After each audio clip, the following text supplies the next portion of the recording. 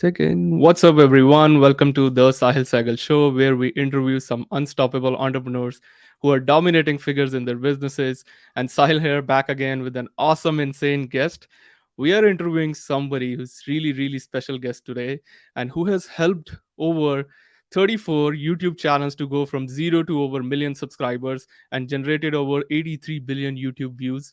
He's the CEO of Creators, a video marketing and strategy company. He's also the founder and executive producer of The Chosen, the highest grossing crowdfunded movie project of all the time.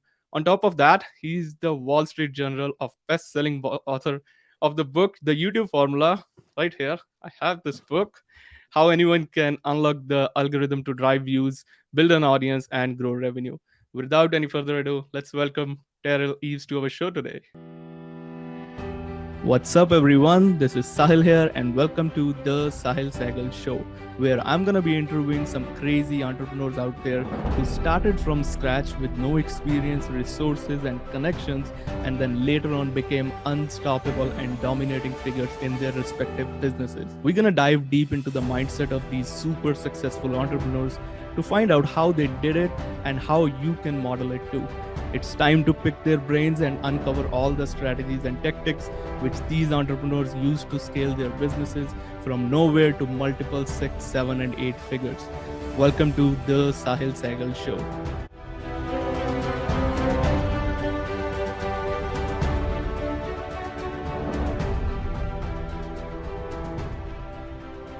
Welcome, Derral. Hey, how are you doing? Good. Thank you so much for giving your time and coming on our show. It's a pleasure and honor to have you. Anytime I can talk YouTube, I get excited. So we're here. Let's talk Same YouTube. here. Let's do it. Let's do it. Awesome, man. So, well, if I ask you this question about your backstory and whole journey, it will be a long answer. I want to get a short answer on that. Like, what are the high points and broad strokes of your whole entrepreneur journey, if you want to sum it up?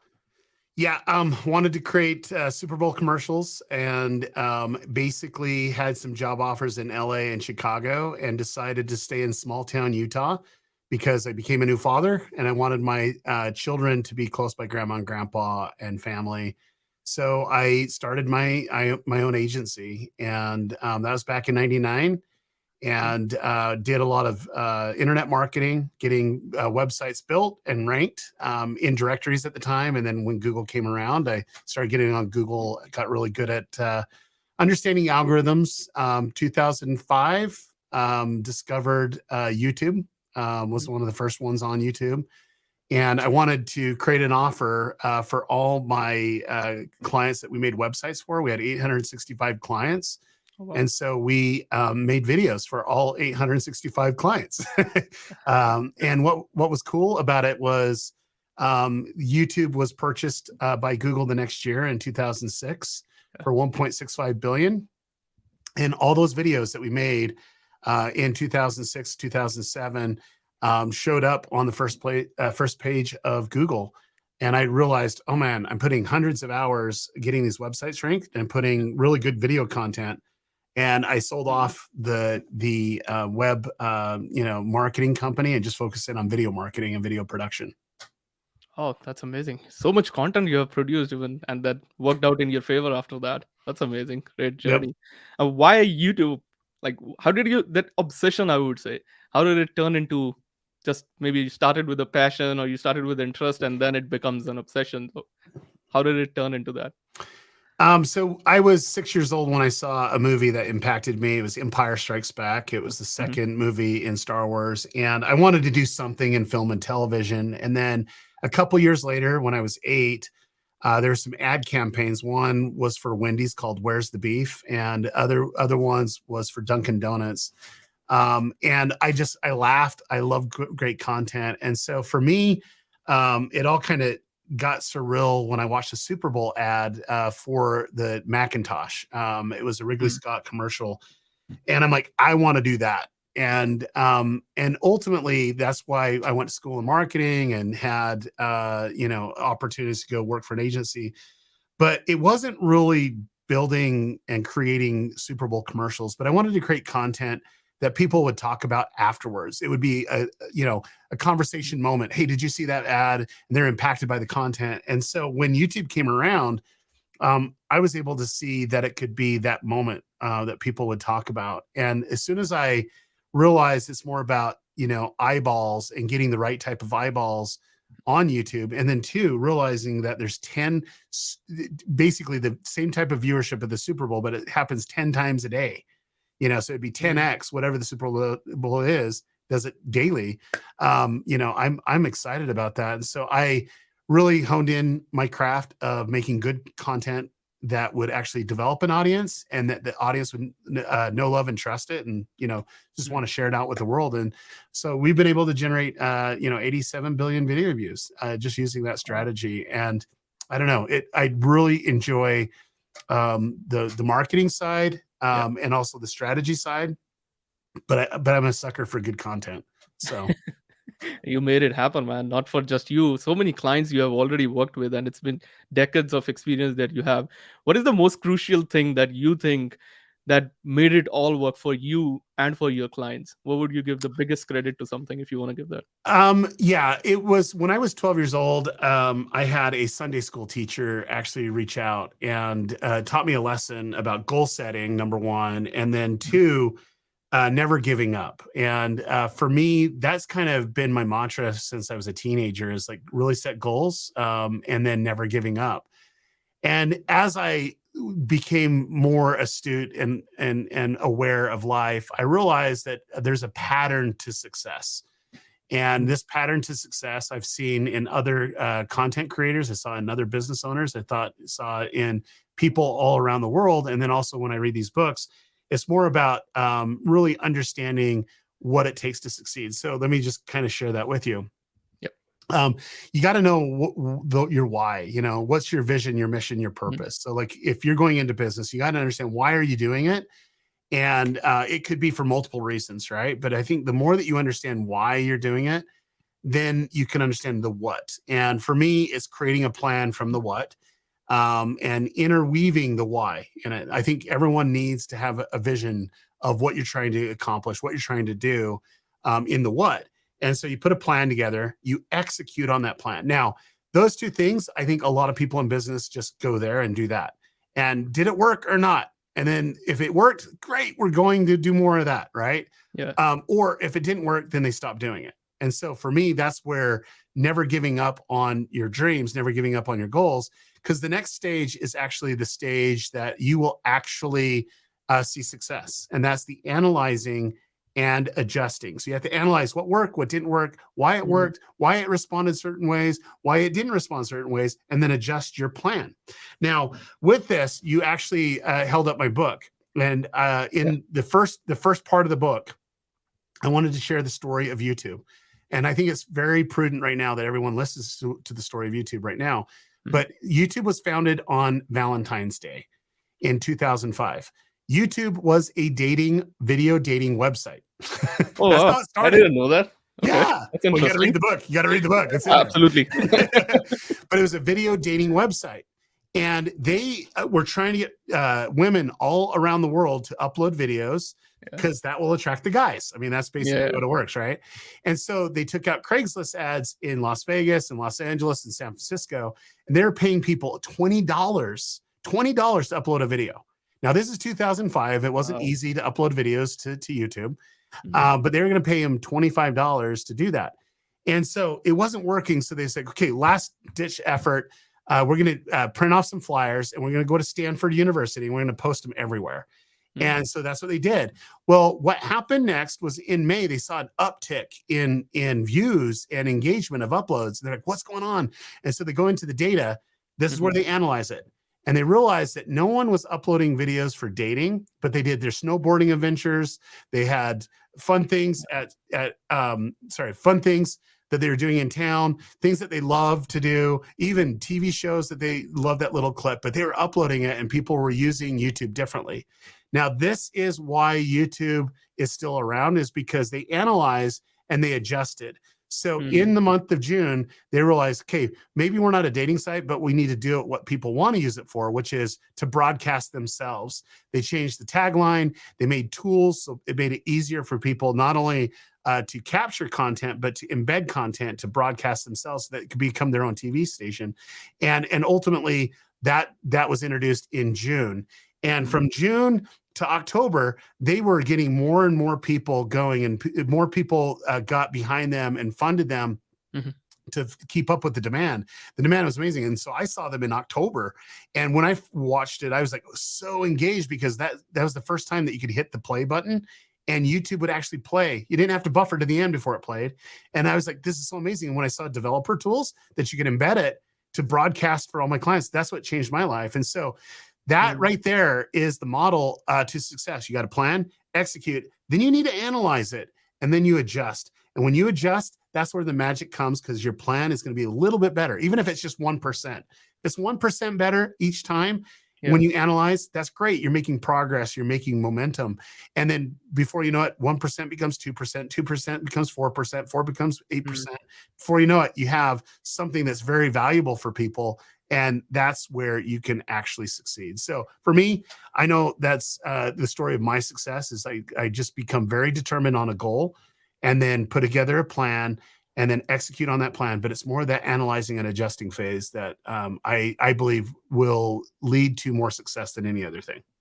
Yeah, 100% on that. Yeah, that makes it's a gold nugget out there. It's not just about launching it, doing it, but analyzing it. Is it working, and then seeing who is it working for. That's what they did. That's And amazing. not to get frustrated too. Just realize, okay, that didn't work. Okay, that's great. We know Yeah, the wrong way to do it now. Let's figure out what's the right way. yeah, but not a lot of people think like that. People like, oh, it's not for me. It's not working. It's just working for people like Daryl. But they quit easily. They don't keep this patience. Yeah, but they need to be inspired by people that never give up. I mean, you look at Yeah, Edison. Edison did 10,000 inventions, well, yeah, things of the light bulb before the right light bulb hit. And so, he might got it to work one way, but then it didn't work. It's like mm, to have something that's long lasting, you have to be determined to make it work. And that's where I believe the passion comes mhm. in. You have to be passionate about what you're doing. And when you're passionate about it, that will help you get through those hard days and discouragement. Is just refocusing in on the why. Yeah, yeah. It should not be just money. Then you will be losing it, and then you're gonna keep jumping from one thing to another. If that why is not, Agreed. yeah, yeah. So how do you find that's this question came into my mind when you are new, when you are starting out on something? How do you find out your own self, and at the same time you remain authentic? This is or ethical. This is what is important. How do you do that while starting out? Because as a beginner, you have so many things. You don't know even sometimes what you are doing or how it's gonna be turning out into. Yeah, I like to just kind of envision what would success look like. I like to realize, okay, if I could do anything and money wasn't an option, what would I want to do?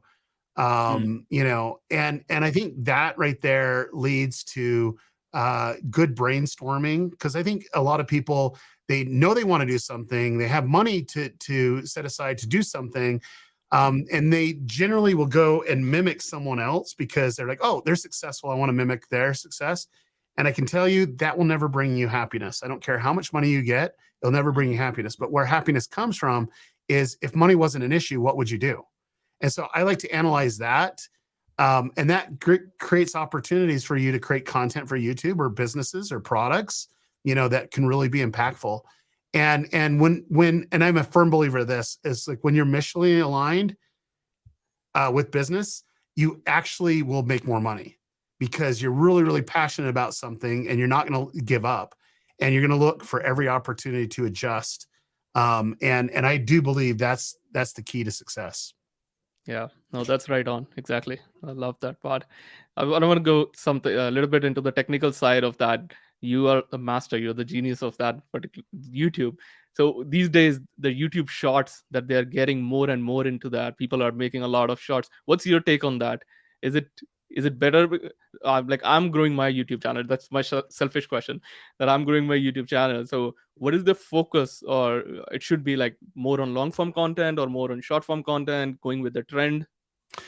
So that's a very subjective question, Mhm. because I don't know what your goal is. Because like if you have a goal that you want an audience to know, love, and trust you, I would steer more towards long form content, because short form content, they don't know, love, and trust you. They just don't. It's Mm. it's just quick endorphins that, when they swipe up, they get something of Yeah, value, and then they move on. They don't even choose to see your video. They're yeah, basically in an algorithm to do it. Long form, they make a choice, and they make a choice. Oh, I really love this specific piece of content, and I can't wait for them to create more content. And so for me, you got to look at the main goal of what you're trying to do. I do love short form content for multiple reasons, but if your goal is to make a lot of money and also to impact people where they know, love, and trust you, short form content is not the best way to do that. Long form content is.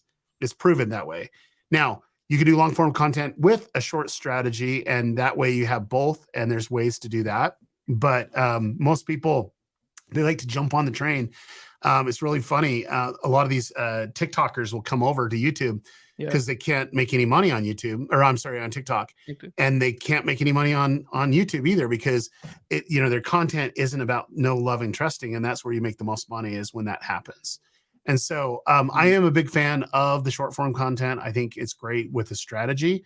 YouTube actually wants content creators and brands to be multi-format. That means they want long form, short form, but also maybe even live streaming. And so, that's what YouTube wants. And to be in line with them, I think that every creator, brand, and business needs a short form strategy, but it shouldn't be their only strategy. Yeah, makes sense. Definitely makes sense. And it's good for, I think, short form is good for that like, a bunch of subscribers that you want and that, but not the long term, as you said, long term Well, growth. but take it. Like, I know people that have a million subscribers. They Yeah. post a long form video, they only get a couple hundred views. So it's like, what are they Mm. subscribing to?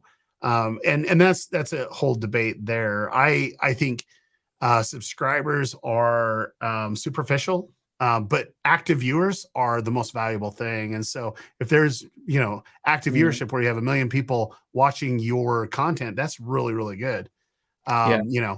And I don't care if it's short form or long form. If you can do that consistently, that's great. Yeah, that makes sense. Yeah, I really admire Mr. Beast, and I came to know that at FHL that you were sharing the story on the stage with Mr. Beast and Myron Golden as well. That made me really curious about Mr. Bean's journey. Sorry, not Mr. Bean, Mr. Beast's journey. That he got that hockey stick growth of success and momentum that like bypassed all the rest of even people who started years earlier than him. What is what would you say about that? What is the main Yeah. thing So that he started when he was 12, and then his mom made him delete his YouTube channel. And he, just because she's like, you're underage or whatever. And so he started another one, and she deleted the other one. So I think of the third time of making a YouTube channel, he was 13. His current channel, he was 13 years old. I met him when he was 19. Mhm. He just had about 4 million subscribers at the time. But he's the smartest guy I've ever met when it comes to YouTube. He really looks at the data, and he knows how valuable a viewer is, and getting viewers not only to go into his videos, but want to watch more. Early on strategies of me mentoring him, there was just where to put his focus attention. But the guy's brilliant, and he knows his audience really well and can anticipate what a Yeah. good video would be. And with that alone, that's where his growth is. But he does that same process. He puts a plan, executes on the plan, analyze it, and adjusts. And that's what he's been doing from day one, because he used to make Minecraft videos and then went Yeah. to other Yeah. videos. And now he found his formula of what works for his audience. And that's when the hockey stick came, is as he adjusted. I put a couple of those stories in the YouTube formula since he wrote the forward of the book. And then I gave some context Yeah. I on saw that. his hockey stick growth, which was once he was able to analyze what really worked of getting people not only to engage, but to subscribe, then that's what he did. So when he started giving money out to people, random, just not money to his boys, that's when he started to explode. And you can see the growth that he ensued. He's now the biggest YouTuber of all time. Yeah, it's incredible all the growth that he has gone through. So for the people who want to hit that, let's say either 1,000 subscriber, 10,000 subscriber, more than that, what is your best framework on that? If you condense it into 3 steps, 5 steps, or something. Yeah. Like first off, know who you're making content for, Uh-huh. which is really, really important, and know what's going to be valuable to them is really, really important. And I think the biggest thing would be make it so that people are curious to find out the value, right? So whatever that value proposition is, if it's inspired to educate or entertain, you know, make sure that they're curious. Oh, I wonder what's going on here. Or I wonder how they did that, or I wonder what's happening here. And you do that, that will help you really succeed. And I think too is anticipating where and what the viewer should watch next. I think if you do those three things, that's the secret to really YouTube, because YouTube's all they're Mm. trying to do is figure out what the viewer wants. And if you can engage a specific type of viewer, YouTube will go and find this audience out there for you as well. Yeah. Got you, got you. And do you give the separate niches on that, like based on the channel? On one channel, you should only talk about, let's say, you're targeting one type of people because you started with who. You said that it should start with who's the audience. So let's say if I'm serving two different types of niches, so that has to be on two different YouTube channels. Yeah, Is let that? me let me let me kind of explain this. I think it's a very important point, but I think that there's a lot of things that keep you from creating content. Hmm. And sometimes you're like, well, I don't know who my audience is yet, and that's what I'm going to do. So you'll see my book talks about recon and research. There's other channels out there. You need to look for those patterns, and they give very specific things of what you should look for. Hmm. I think everyone needs to do it, but let's just say, and I'll take it. There's a huge entrepreneur that came in and says, "Hey, I want to start a YouTube channel with my kid, and this is what we're thinking." I'm like, "Okay, well, let's put parameters on it." He loved collecting Pokemon cards. He just loves it, right? And so we went through the pattern of the type of channel he could create, and what that could look like with his family, and how consistent that could be, and what the channel could be. But then we put very, very specific guardrails what you can't do on the channel. Even though that he wanted to do it, it would just be disconnected, because what you don't want to do is when people watch YouTube to skip a video. You want them to watch every single video. Well, his last video hit in the top 10 of trending on YouTube, got over 1 million views, Oh. and he's crushing it on YouTube right now because he's bringing value to people that are entertained directly and love Pokemon, right? But Mm. he knows where not to take it, because you don't want to create two different types of audiences. You want one audience that loves every single video that you do. So you put that guardrails to prevent that so that it doesn't Yep. happen. Love it, love it, love it. And people, if they want more content, they want to grab more stuff from your side. Except this crazy book, everyone get this book for sure. Other than this piece of content, what are the other resources or people can go and find some more information? Yeah. So for me, I do a mentoring program as well. It's called Channel Jumpstart. You just go to channeljumpstart.com/success. Mhm. That's all the people that went to Funnel Hacking Live Yeah. specifically, and I work with entrepreneurs and businesses there. And then two, just my name anywhere, Derral Eves, DERRALEVES. You can go to .com or Twitter, Derral Eves, or wherever, and you can find me there. Awesome. Any last message for our buddy entrepreneurs out there, Daryl, Yeah, before we round this up? I'm here to tell you one of the biggest inspirations that I have is one of my students. I shared this at Funnel Hacking Live, but I want to share it again.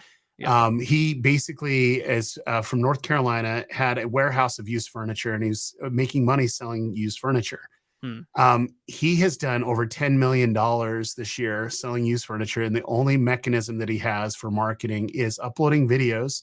And YouTube paid him over $200,000 this year just to upload videos to YouTube, and he's sold over $10 million in shares. Now, what's crazy is last week, he now is releasing videos that get hundreds of thousands of video views, and he got more in a week than he did in a month, money wise.